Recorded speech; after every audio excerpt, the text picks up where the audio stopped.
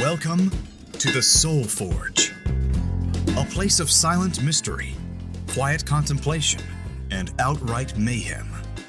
Join your host, Sean Vanderloo, as he guides you through the adventures of living. Together, we'll talk about life and love, sex and dating, joy and heartache, memories and loss, and so much more.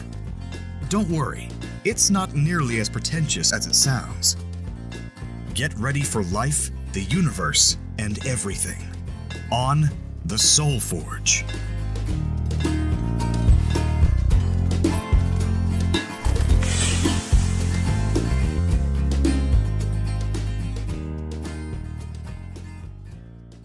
Hey folks, Sean here with episode 27 of the Soul Forge podcast. If the Soul Forge podcast was a musician, this would be the last episode.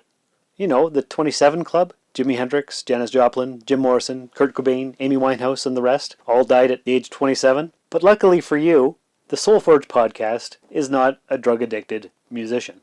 It could be, however it's not. It's here to help you, to guide you on your journey to being the best possible human that you can be. And how are we going to do that this week? Well, we're going to talk about the legacy you want to leave behind. What kind of legacy would you like to leave your children? How do you want to be remembered? That kind of thing. Now, what brought on this topic? A few weeks ago, my youngest brother was here, and we were coming up with topics and ideas, and it was a short visit, so he didn't have time to record an episode with me, and he suggested several different themes, topics, ideas, and for whatever reason, the idea of legacy and remembrance came up. So this week, he actually sent me a little bit of a clip. It's kind of humorous, made me laugh out loud several times.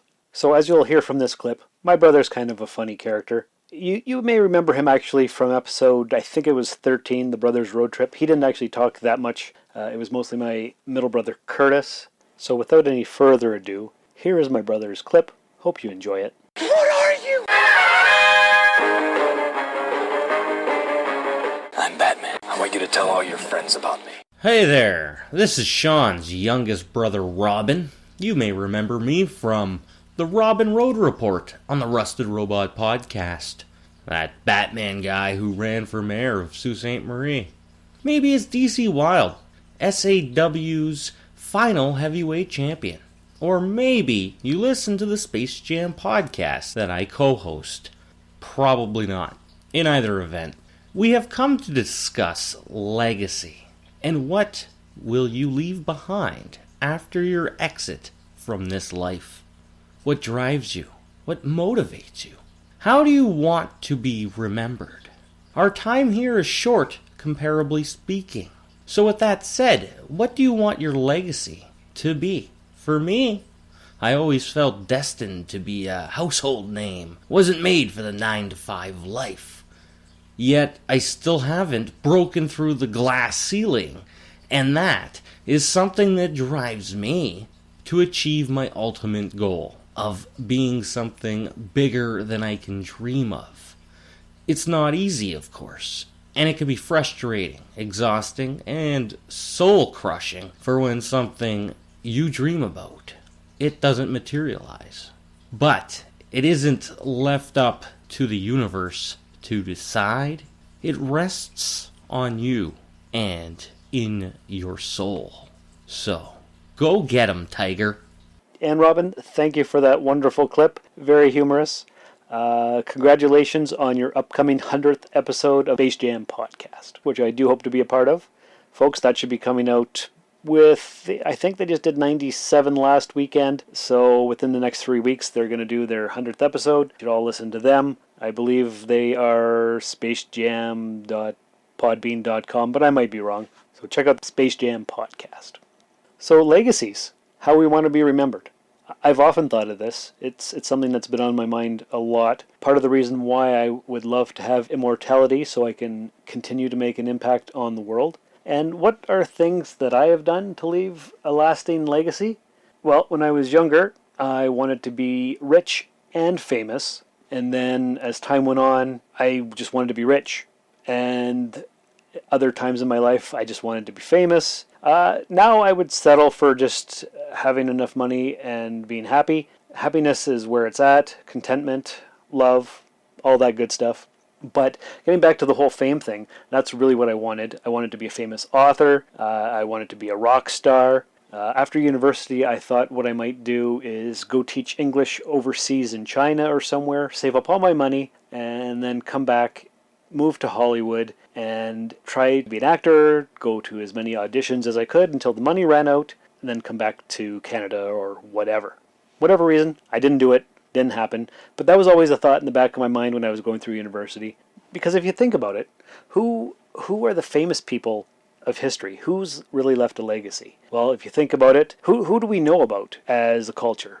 We know ancient history people like Socrates and Moses and Jesus, Pythagoras, Aristotle, Plato, those famous people of history, like ancient history, the Romans, Caesar, and all those guys. And then if you jump forward in time, you've got Da Vinci and Van Gogh, you've got Isaac Newton and Galileo, all those famous people, the explorers, Christopher Columbus, they've all left legacies behind. That's ancient stuff, though. Move forward, who do we have? We have other famous people of history. We have Einstein, and we have JFK, and we've got Marilyn Monroe and Elvis, and all these people have left a lasting legacy, and they're going to be talked about probably hundreds of years from now. Let's see, we've got Newton and Galileo. They were, 1600s, I think, if my history serves me properly, and we still talk about them, we still know them. Got Nikola Tesla, we've got Einstein, like I said. Who's that guy? Robert Oppenheimer. People who were big in history, like Hitler. Not a good person, but he'll be remembered forever. You've got your celebrities from the 20th century. Who are the big celebrities? Well, there's Charlie Chaplin, there's Harry Houdini, we've got Marilyn Monroe, we've got James Dean, Clark Gable, Jimmy Stewart, John Wayne. All those guys, they've left a lasting legacy. Maybe they're not. I don't know how the kids these days really see those guys. But then you've got your newer celebrities. Hello, I'm Daniel Peter Hitch, author of the Bubbles the Pirate children's book series and the Connected Worlds Chronicles. You're listening to the Soul Forge podcast. Keep forging your soul. Like your Madonnas and your Michael Jacksons and those guys, and then even newer, Jay-Z, Beyonce, Taylor Swift. Are they going to be remembered like the musical celebrities from the 60s and 70s and 80s? Chuck Berry and Buddy Holly and you name it. Then you've got your 27 Death Club that we talked about at the beginning. They're all famous. They're all well known. At least my generation, and I'm 41. I don't know if kids in their teens nowadays know about that stuff. It's hard to know because I'm not in that cultural age group, but I would assume kids today in high school would know who JFK is, Marilyn Monroe, Galileo, all these people, lasting legacies. And so that's what I wanted. I wanted to be remembered for hundreds and hundreds of years. So I was going to be a famous actor, and I never bothered. In university, I wrote a lot of poetry, mostly to impress girls. I don't know if the poetry was any good or not, but that's what I did. I never published any of it, so I'm not going to be famous for my poetry. Now I've got the podcast, and actually I've got two podcasts. I've 3 podcasts even, because I started the Rusted Robot podcast in January of 2014. It's still going. I'm going to be recording episode 179 this coming weekend. Hi, this is Admiral Adama, Battlestar Galactica, saying you're listening to the Rusted Robot podcast. Think about it. For a time, and I think we did 40 episodes, my buddy Paul Wright, also known as Furbob on Twitter, him and I recorded 40 episodes of the Sci-Fi Waffle podcast, and now I'm currently recording episode 27 of the Soul Forge podcast. And is this going to be a legacy? I don't know. Hundreds of people have listened to me on these 3 podcasts, plus other podcasts that I have guested on. What up? This is DJ Van Nielsen, one of the J&T baggers from Just in Time, and you're listening to the Soul Forge podcast. But I don't know what this podcast medium is really going to be like, because if you think about it, when film came out, did those people back in the 20s and 30s know that it was going to be a long-lasting medium and they'd be famous 100 years later? I don't know. And this is just a small-time podcast. I'm not a big podcast celebrity like Chris Hardwick or Joe Rogan or the guy who did Finding Richard Simmons. Those are big-time podcasts. Serial, that murder mystery podcast that I've never listened to. Are podcasts going to be in the history textbooks 50, 100 years from now? I don't know. I don't see that happening because there's, at last count, I think I read 700,000 current and deactivated podcasts that have been produced. 700,000, that's nearly 1 million, and most of them are small time.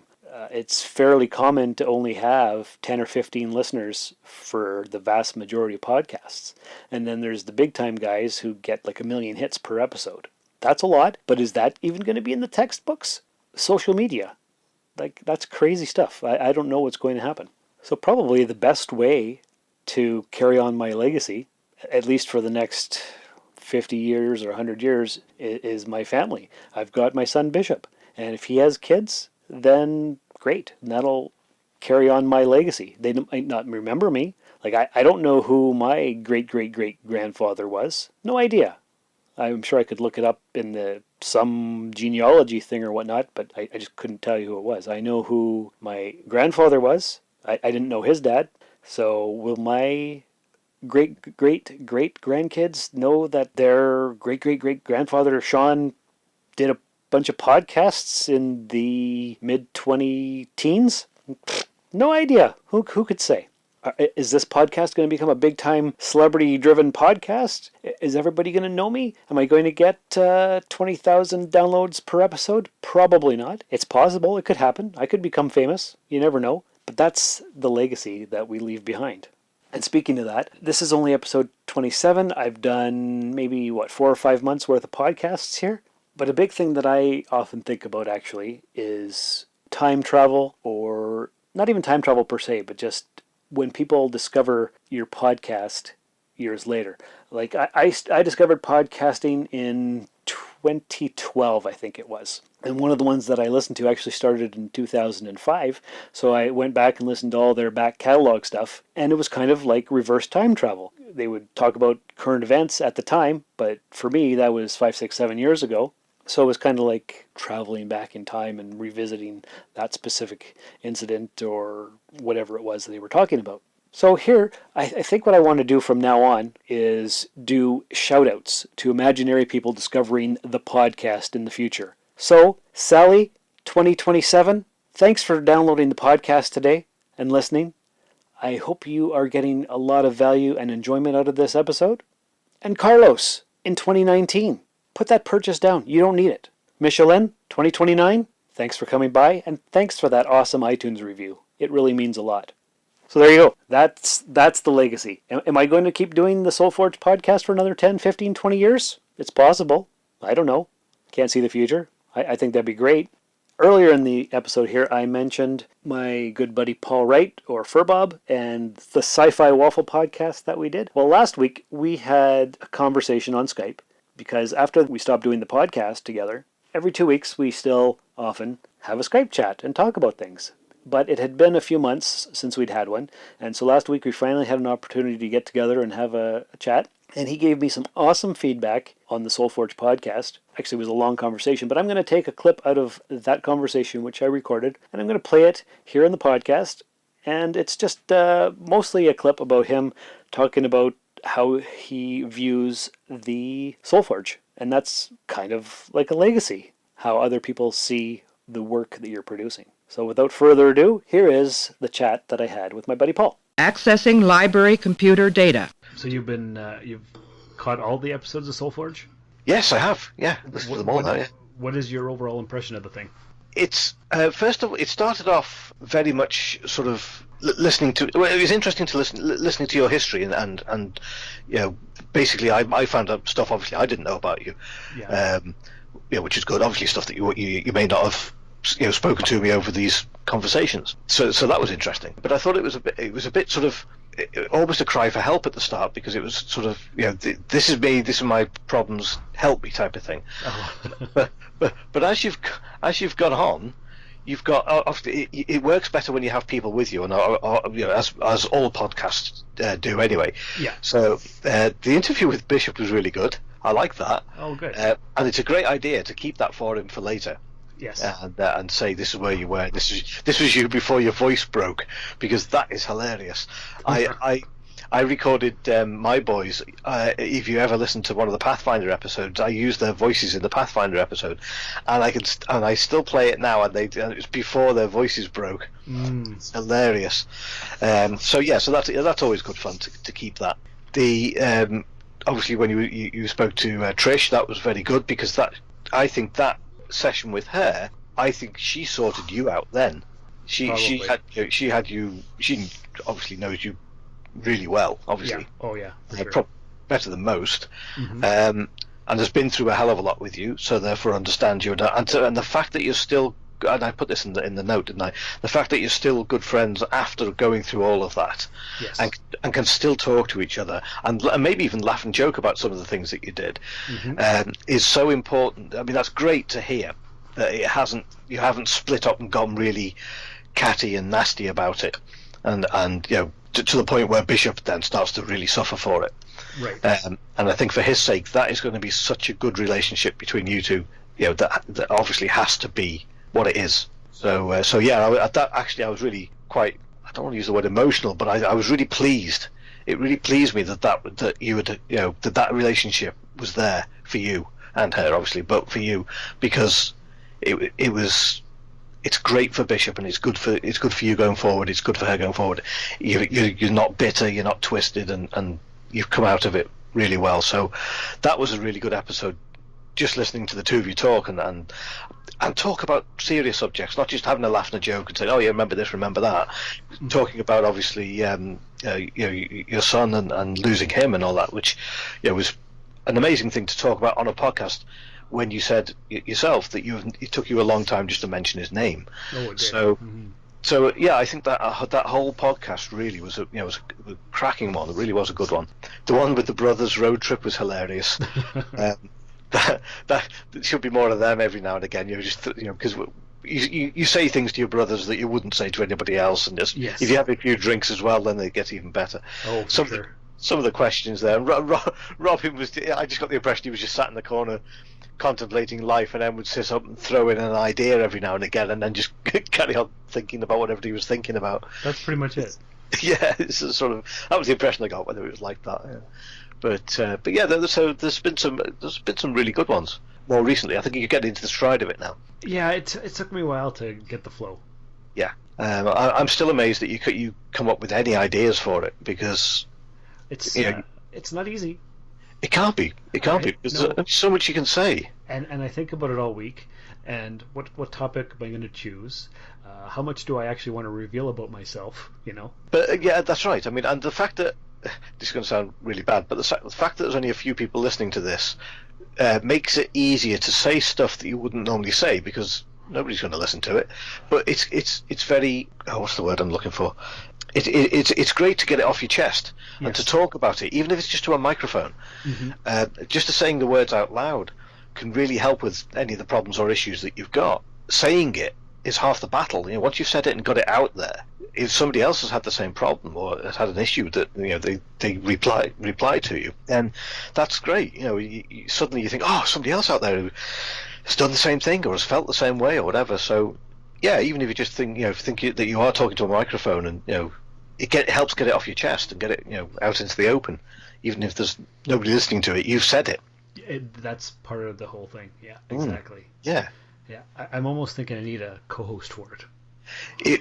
It would be, that is true in some respects. Again, it's how far you can go with a co-host, because once they've spilled the beans on their life, you've now got two people sat there going, right, maybe we need a third one. Get somebody else in.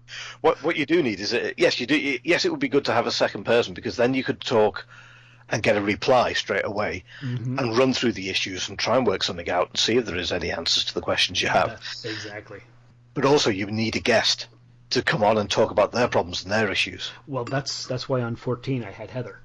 Yes, that was a good one. Oh my goodness, she was so open as well. Oh yeah. Open and honest. I mean, that's the amazing thing, is somebody can come on and say something, but it's how much they reveal about themselves or how much they want to talk about themselves. And I know she came on not thinking that she wanted to talk a lot about herself, but she did. She spoke about things that I felt, anxiety. I hadn't. I felt all these things over the years, but never really. And I'm not one for saying, "Hey, let's go to a therapist and talk about this," or "Let's go to counselling" or whatever.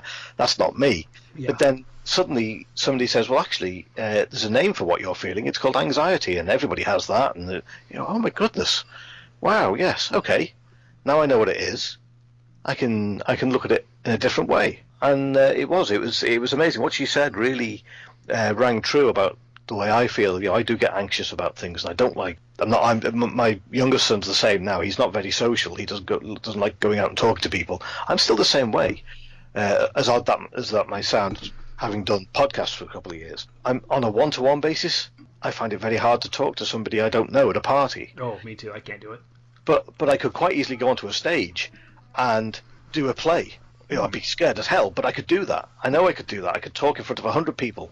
But when it comes to one-to-one, can't do. I can laugh and joke with an office full of people that I now know, or even some people I don't know. But I can't do it. But if it came one-to-one and saying, well, so what do you do then? Oh, right, okay. You've got a family. I just don't know what to ask or what to do. It's just too awkward. Your mind goes blank. Yeah. Yeah. You just don't know what to do and what to say, and it's horrible. Oh, I know. I'm right there with you. I've always been that way. Yeah. As I say, when you go to McDonald's and order a burger, that's fine. I can do that on my own. But if there's a group of us, I'll get somebody else to do it. Oh yeah. I don't want to speak to the 17-year-old girl behind the counter asking me if I want fries. It's just weird. I completely agree. Yeah. But yeah, carry on with the Soul Forge by all means. I'm amazed you can now put 2 podcasts out a week. That's crazy. Oh, it's a lot of work. It is, and now you're saying obviously your editing skills are coming on, but somebody's given you some software that you can now download YouTube clips and things. Yeah, it's awesome. You just copy the address from the YouTube thing, put it in this other thing, and you download it, and there it is. Presto. Yeah. Oh, it saves me so much time. Funny you should say that, because you must have been doing it really, really badly if that's saving you time. Because that's the same software that I use. I can almost guarantee it, but it's the same style of software if it isn't. That's what I do to all of the clips. That's how I tidied up your theme tune. I figured that's what you did. Yeah.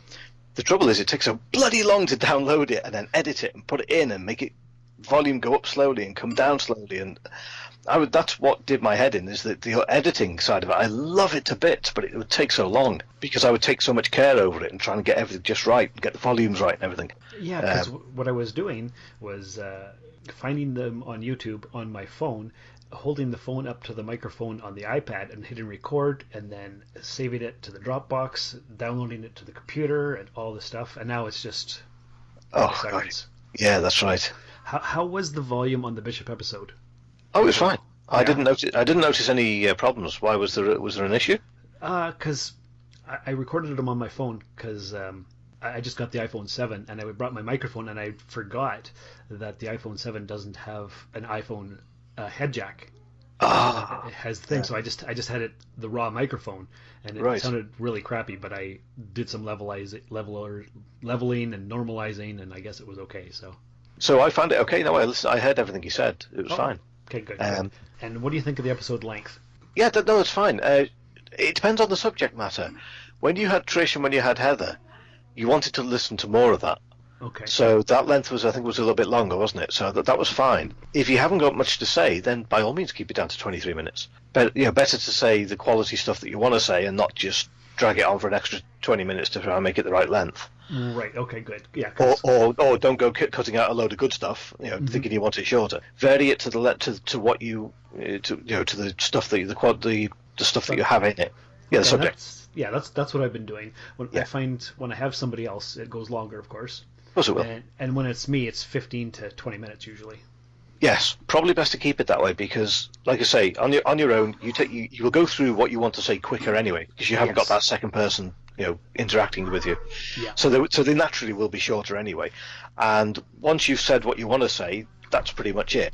Mm-hmm. When you have somebody else there, you might digress, you might come back, you might go off on a different tangent, say some things that you weren't expecting to say, like with Trish and with Heather as well. And that conversation will naturally go its own length, and you'll know when it comes to a halt. You say, well, that's what we're going to say, and it's 45 minutes, or it's 53 minutes, or 27, or whatever. It is what it is. I would say don't go over an hour, because I think most podcasts, if you get to that length, it's starting to get a little bit too long. Yeah, I think the only one that was like that was the Brothers Road Trip one. But that was fine. Yeah, that one was long, but it was fine because it was entertaining, so it kept it going all the way through. Exactly. That's just far too long. If you think it's going to be too long, cut it down into two, and make it a part 1, part 2. You then have 2 for the price of 1. Then just put a little note at the back end saying, to be continued or whatever. Yeah, this discussion went on longer than we thought, so we're going to make this into a 2-parter. Blah blah blah, and then just cut it in half. It's your podcast. Do what you like with it. But that's it. Yeah, but the lengths are fine. I mean, like you say, by yourself, short and sweet, because you'll get all the information out, and then with other people, it'll naturally go longer. The hardest part I find is coming up with a topic each week. Yeah, that's right. I mean, it's okay for the first 10 or 11, I suppose, but after that, you're thinking, well, what else can you talk about? Right. That's that problem. There are certain subjects you can take, and then that's it. You've pretty much covered most of them. What you need is other people to come in and speak about it. Really, come up with things that they've done. Mm-hmm. Yeah, like I can start having episodes dedicated to all the ex-girlfriends, but well, that'll keep you going for another year or so. Right. Yeah. But yeah, because you covered all the big ones. So you like some loss and with Heather about anxiety and things like that, and it's trying to teach people things and bring up topics that people don't like to talk about. So yeah. Wow. Yeah, and also it's also finding something that people are comfortable talking about as well. Right. There's obviously the stuff that you want to talk about that to help people with. Mm-hmm. For example, let's take loss, and you could say, "Hey, do you want to come on my podcast and talk about how your mother died?" That's a conversation stopper right there, really, isn't it? You need somebody to come forward and say, "Hey, look, I lost my mother a year ago, and I'm still struggling, and how do I get over it?" Or this, those sort of things is what you need, really. You can talk about how you've done it, but it may not work for somebody else. So that's why I'm listening to yours, obviously, because it's different to.